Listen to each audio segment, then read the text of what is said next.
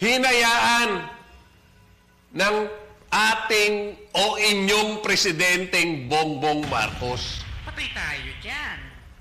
Accountability, Mr. President. Accountability. Oh. Saan mo ginamit yung 4.5 billion mong intelligence fund?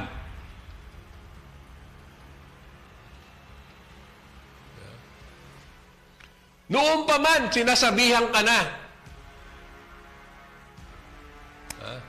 na nagmamalasakit sa atin na ang pondong ito ay punong-puno ng anomalya. Hindi mo pwedeng sabihin, Mr. President, na ikaw ang nagsiwalat ng anomalyang ito. Tama.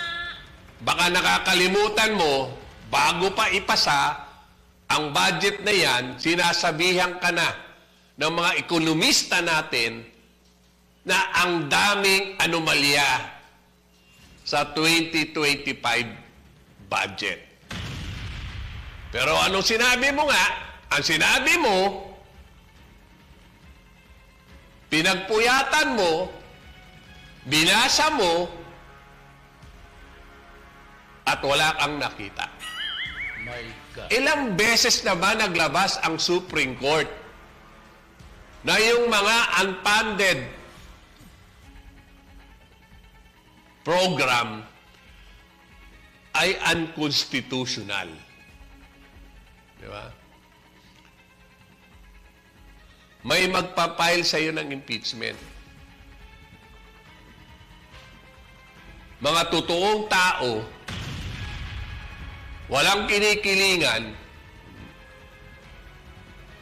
mga ordinaryong tao na naapektuhan